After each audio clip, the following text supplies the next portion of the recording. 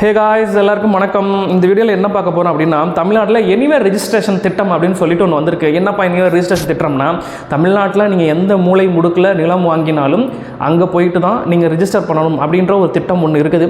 அது வந்து இப்போ நீங்கள் எனிவேர் ரெஜிஸ்ட்ரேஷன்ற மூலிமா நீங்கள் எங்கே இருக்கிறீங்களோ அங்கேயே இணையதளம் மூலிமா விண்ணப்பிச்சுக்கலாம் அப்படின்றத பற்றி கொண்டு வந்திருக்கிறாங்க.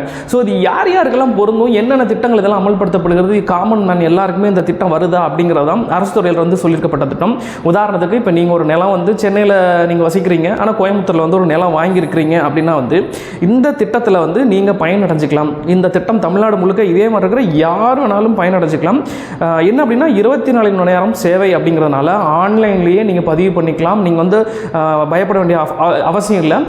அப்பாயின்மெண்ட் வந்து ரொம்ப முக்கியம். ஆன்லைன் தகவல் வந்து நீங்கள் கசிஞ்சிருமோ அப்படின்னு பயப்படலாம். ஸோ அதுக்காக தான் வந்து உங்களுக்கு நிறைய சேஃப்டி வெரிஃபிகேஷன்ஸ் பண்ணுறாங்க. என்னென்னா வந்து அந்த கருவழி ஐரிஸ் ஸ்கேன் அந்த இதை வச்சு பண்ணுறது, அந்த மாதிரியான சேஃப்டி இது நிறைய இருக்குது. அதனால் வந்து இது நம்ம போலி பத்திரங்கள் ஏதாவது பதிவு பண்ணிடுவாங்களோ, நம்மளுடைய இதை வச்சு பதிவு பண்ணிடுவாங்களோ அப்படின்ற மாதிரியான நடைமுறை சிக்கல்கள்லாம் எதுவுமே இல்லை. இதில் வந்து ஒரு சில ரெஸ்ட்ரிக்ஷன்ஸ் மட்டும் வந்திருக்குது. இப்போதைக்கு அமல்படுத்தியிருக்கிறது என்னென்ன ஸ்கீம்லனா, முதல் விற்பனை மனை ஆவணங்கள் அப்படின்னு ஒன்று, முதல் விற்பனை அடுக்குமாடி குடியிருப்பு ஆவணங்கள், தமிழ்நாடு வீட்டு வாரியத்தின் விற்பனை ஆவணங்கள், வங்கி கடன் அடமானம் மற்றும் அதனோடு தொடர்புடைய ஆவணங்கள். இப்போதைக்கு இந்த 4 மட்டும்தான் அமல்படுத்தியிருக்கிறாங்க. இந்த ஆன்லைனில் பதிவு பண்ணுறது படிப்படியாக இன்னும் எல்லா ஸ்கீம்களுக்கும் கொண்டுட்டு வரலாம் அப்படிங்கிற மாதிரியான ஆலோசனைகளும் இருக்கிறாங்க. ஸோ இதில் வந்து நிறைய கேள்விகள் இருக்குது, நிறைய மக்களுக்கு வந்து சந்தேகங்கள் இருக்குது. அது எல்லாமே வந்து டீட்டெயிலாக நாங்கள் அந்த ஃபோட்டோ பார்த்தீங்கன்னாவே தெரியும். அதில் உங்களுக்கு என்னென்ன இது வேணுமோ சந்தேகம் எல்லாமே கொடுத்துருக்குறாங்க. ஸோ இந்த திட்டத்தினால பொதுமக்களுக்கு என்ன பயன்? ஒரு ஸ்கீம் ஒன்று கொண்டுட்டு வராங்கன்னா ஏதோ ஒரு பிரச்சனை இருக்கும், இல்லை மக்களுக்கு ஏதோ ஒரு பயனடையும் வகையில் தானே கொண்டுட்டு வராங்க. என்ன பயன்? பயண செலவு குறையும். நீங்கள் ஒரு இடத்துலேருந்து இன்னொரு இடத்துக்கு போக தேவையில்லை. நீங்கள் இருக்கிற இடத்துல ஆன்லைனில் பதிவு பண்ணிக்கலாம். நேரம் மிச்சமாகும்.